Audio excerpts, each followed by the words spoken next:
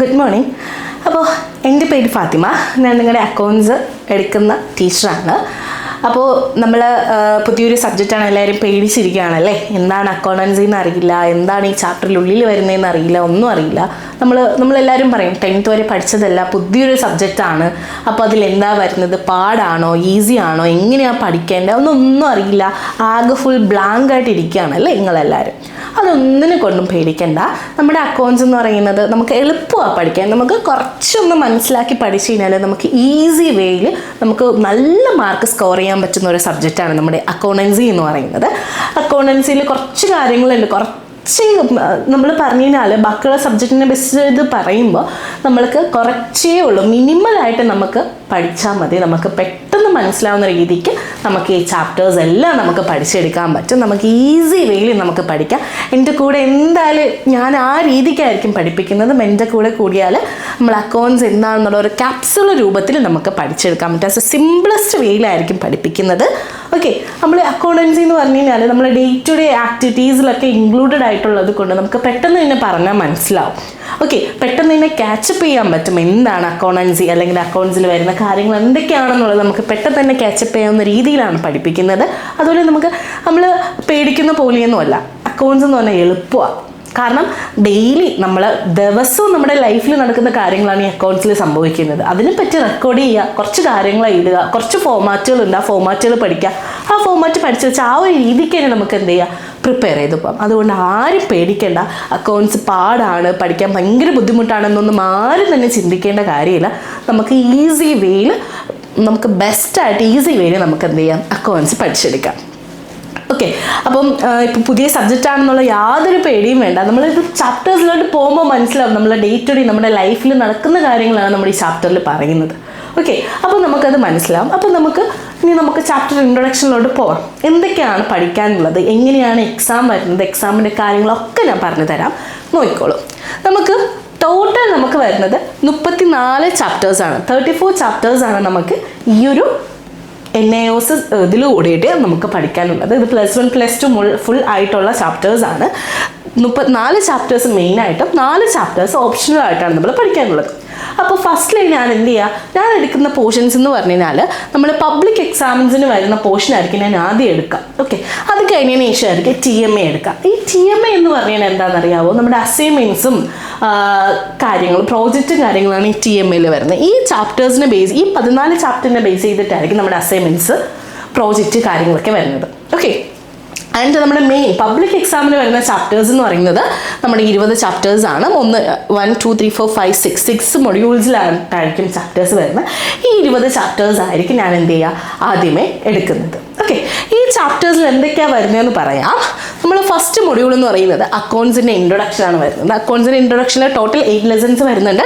അതിൽ TMA വരുന്നത് 1 2 3 4 5 lessons TMA, ബാക്കി 3 സബ്ജക്റ്റാണ് നമുക്ക് പബ്ലിക് എക്സാമിന് വരുന്നത്. ഈ ഓരോ ചാപ്റ്റേഴ്സ് എന്ന് പറഞ്ഞു കഴിഞ്ഞാൽ ബേസിസ് ഓഫ് അക്കൗണ്ടിങ് ആണ്. അക്കൗണ്ടിങ്ങിൻ്റെ ബേസിസ് ആയിട്ടുള്ള കാര്യങ്ങളാണ് പറയുന്നത്.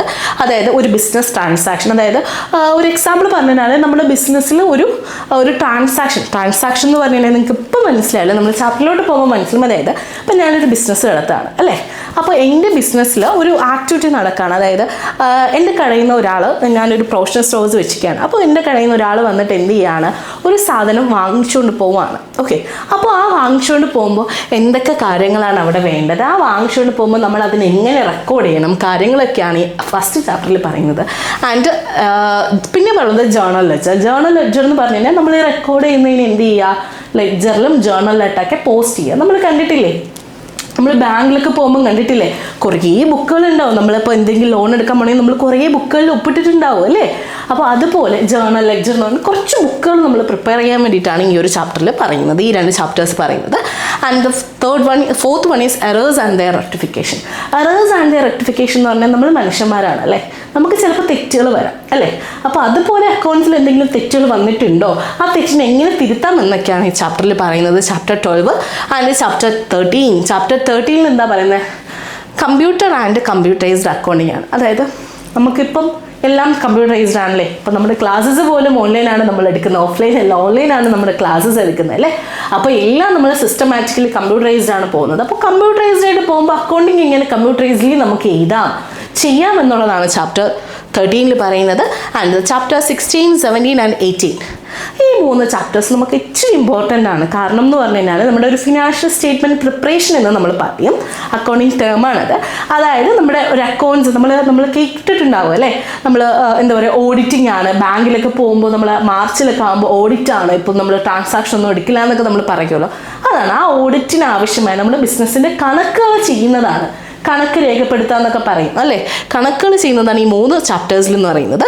പിന്നെ ചാപ്റ്റർ 90 NPO എന്ന് പറഞ്ഞാൽ നോൺ പ്രോഫിറ്റ് ഓർഗനൈസേഷൻ. ഇപ്പോൾ എല്ലാ ബിസിനസ്സും നമ്മൾ ഒരു കാര്യം പറഞ്ഞു കഴിഞ്ഞാൽ നമ്മൾ ബിസിനസ് റൺ ചെയ്യുന്നത് എന്തിനു വേണ്ടിയിട്ടാണ്?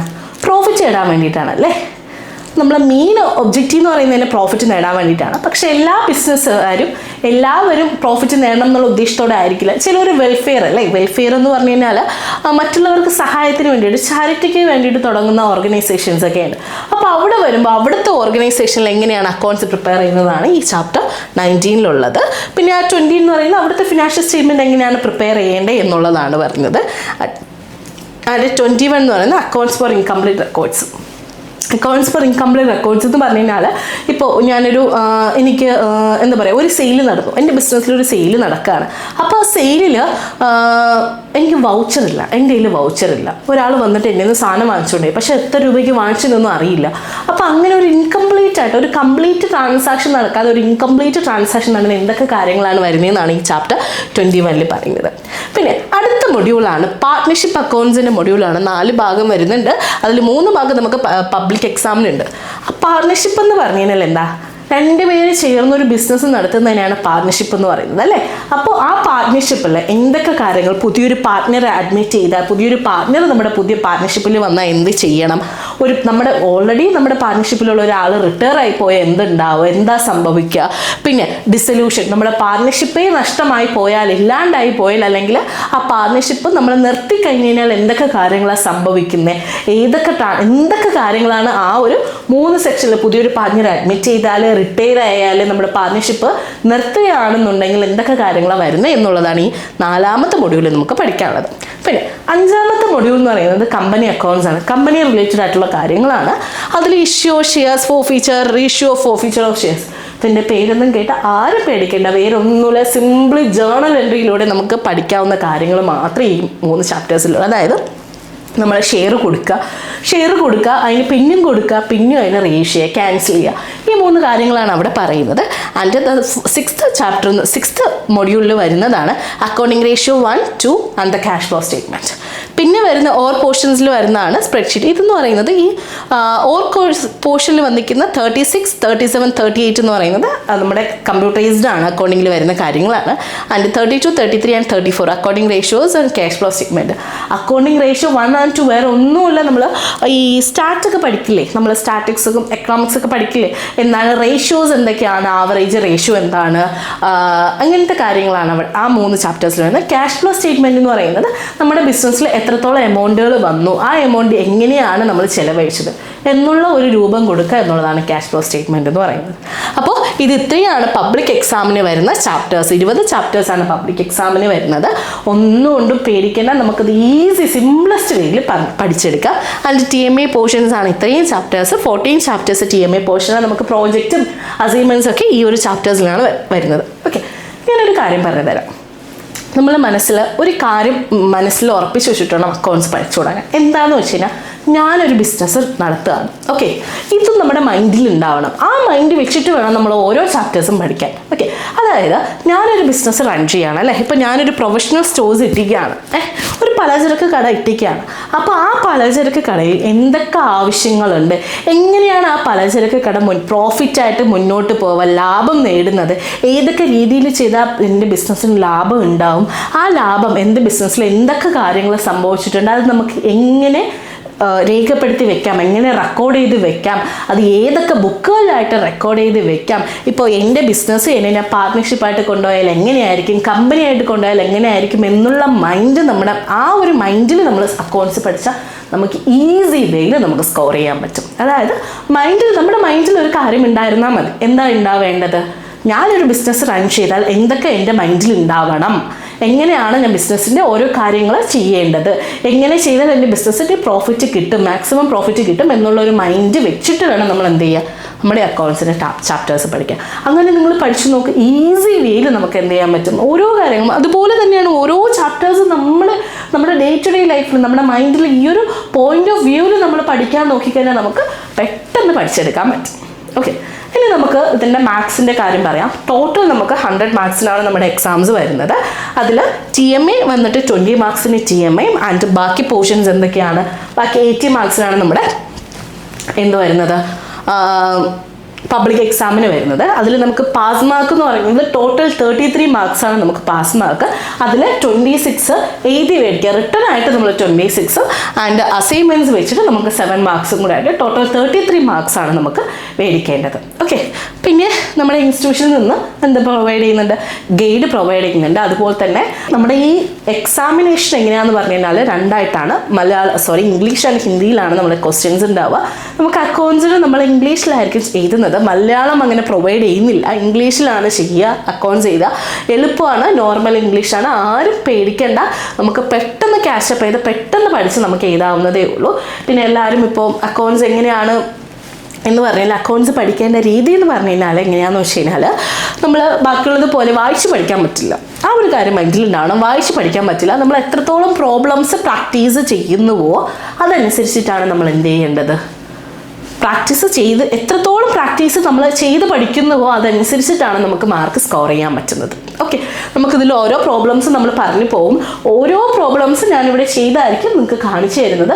ആ പ്രോബ്ലംസ് ഒന്നൊന്നായി നമ്മുടെ നോട്ട്ബുക്കിൽ എഴുതുക, നോട്ട്ബുക്കിൽ എഴുതി അത് ചെയ്ത് പഠിക്കുക. ചെയ്ത് പഠിക്കുന്നതിലൂടെ ആയിരിക്കും നമുക്ക് എന്ത് ചെയ്യാൻ പറ്റുക, മാർക്ക് മേടിക്കാൻ പറ്റുന്നത്. നമ്മൾ അക്കൗണ്ട്സിനെ സംബന്ധിച്ച് മാത്സ് പോലെയാണ് നമ്മൾ എന്താ പറയുക, പ്രാക്ടീസ് ചെയ്യുക. എത്രത്തോളം പ്രാക്ടീസ് ചെയ്യുമോ അത്രത്തോളം നമുക്ക് എന്ത് ചെയ്യാൻ പറ്റും, സ്കോർ ചെയ്യാൻ പറ്റും. ഓക്കെ, എനിക്കറിയാം നിങ്ങളെല്ലാവരും പല ജോലികളിൽ നിന്നും പല സിറ്റുവേഷൻസിൽ നിന്നും പഠിക്കുന്നവരാണ്. അപ്പോൾ നിങ്ങൾ മൈൻഡിൽ വെക്കുക, നമ്മൾ അക്കൗണ്ട്സ് ആണ് പഠിക്കുന്നത്, നമുക്ക് ഇച്ചിരി അതായത് ഇച്ചിരി നേരം നമ്മൾ അതിന് സ്പെൻഡ് ചെയ്യേണ്ടി വരും. കാരണം പ്രാക്ടീസ് ചെയ്യേണ്ടി വരും. നമ്മൾ വായിച്ച് നോക്കി മനസ്സിലാക്കി നമുക്ക് ചെയ്യാൻ പറ്റില്ല. പ്രാക്ടീസ് ചെയ്യണം. പ്രാക്ടീസ് ചെയ്താൽ മാത്രമേ നമുക്ക് എന്ത് ചെയ്യാൻ പറ്റത്തുള്ളൂ, അക്കൗണ്ട്സ് ചെയ്യാൻ മാർക്ക് നേടാൻ പറ്റത്തുള്ളൂ. പിന്നെ പാസ് മാർക്കാണ് 33 ഉള്ളൂ പാസ് മാർക്ക്. പാസ് മാർക്കിന് നമുക്ക് തോന്നിയുണ്ട്, പാസ് മാർക്കിനുള്ള കാര്യങ്ങളൊക്കെ നമുക്കിതിൽ പെട്ടെന്ന് ഈസി നമുക്ക് പാസ് ചെയ്യാനുള്ള എല്ലാ കാര്യങ്ങളും നമ്മുടെ ഈ ചാപ്റ്റേഴ്സിലുണ്ട്. പിന്നെ നമ്മുടെ കാൽക്കുലേറ്റർ യൂസേജ് ആണ്. നിങ്ങളെ സംബന്ധിച്ച് കാൽക്കുലേറ്റർ ഉപയോഗിക്കാൻ പറ്റില്ല. നമ്മൾ ഹാൻഡ് ഓൺ നമ്മൾ നോർമലി നമ്മൾ കാൽക്കുലേറ്റ് ചെയ്യാണ് വേണ്ടത്. കാൽക്കുലേറ്റർ ഈസ് നോട്ട് അലൗഡഡ് ആണ്. കാൽക്കുലേറ്റർ അലൗഡ് അല്ല നിങ്ങൾക്ക്. അപ്പോൾ കാൽക്കുലേറ്റർ ഇല്ലാതെ പെട്ടെന്ന്, അതാണ് ഞാൻ പറയുന്നത്, പ്രാക്ടീസ് ചെയ്താൽ മാത്രമേ നമുക്ക് പെട്ടെന്ന് ഓരോ കാൽക്കുലേഷൻസും അഡീഷനും സബ്സ്ട്രാക്ഷനൊക്കെ ചെയ്യാൻ പറ്റത്തുള്ളൂ. പിന്നെ നിങ്ങൾ ആരും പേടിക്കേണ്ട, മാത്സ് പോലെ ഇക്വേഷൻസോ കാര്യങ്ങളോ ഒന്നുമില്ല. ജസ്റ്റ് ആൻഡ് അഡീഷൻ ആൻഡ് സബ്സ്ട്രാക്ഷൻസ് മാത്രമേ ഇവിടെ ഉള്ളൂ. ഓക്കെ, അപ്പോൾ ഇതൊക്കെയാണ് ഓവറോൾ വ്യൂ എന്ന് പറയുന്നത്. പിന്നെ നമ്മൾ ഗൈഡ് എല്ലാം ഇവിടെ നിന്ന് പ്രൊവൈഡ് ചെയ്യുന്നുണ്ട്. ഓരോ കാര്യങ്ങളും, അതായത് നമ്മുടെ ആവശ്യമായ MCQs ആണെന്നുണ്ടെങ്കിലും നോട്ട്സ് ആണെന്നുണ്ടെങ്കിലും ഒക്കെ ഇവിടെ നിന്ന് പ്രൊവൈഡ് ചെയ്യുന്നുണ്ട്. അതൊക്കെ നിങ്ങൾക്ക് കിട്ടുകയും ചെയ്യും. അപ്പോൾ നിങ്ങൾ എൻ്റെ കൂടെ കൂടിക്കഴിഞ്ഞ് കഴിഞ്ഞാൽ ഉറപ്പായിട്ടും നമുക്ക് പാസ്സല്ല, നമുക്ക് മാക്സിമം നമുക്കൊരു 80% മാർക്ക് നമുക്ക് നേടണം. നമ്മുടെ മൈൻഡിൽ വെച്ചിരിക്കേണ്ട കാര്യം എന്ന് പറഞ്ഞു കഴിഞ്ഞാൽ, നോട്ട് ഫോർ പാസ് മാർക്ക് അല്ലേ, പാസ് മാർക്കിന് വേണ്ടിയിട്ടാവരുത്, നമുക്ക് ഫുള്ള് വേണം.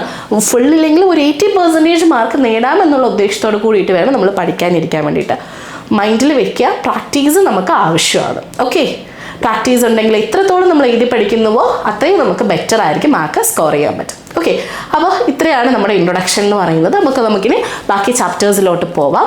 എന്തെങ്കിലും ഡൗട്ട്സ് ഉണ്ടെന്നുണ്ടെങ്കിൽ നിങ്ങൾക്ക് പ്രൊവൈഡ് ചെയ്യുന്നുണ്ട്, ഡൗട്ട്സ് ക്ലിയറൻസ് പ്രൊവൈഡ് ചെയ്യുന്നുണ്ട്, ഒക്കെ ഇവിടെ നിന്ന് പ്രൊവൈഡ് ചെയ്യുന്നുണ്ട്. Okay, fine.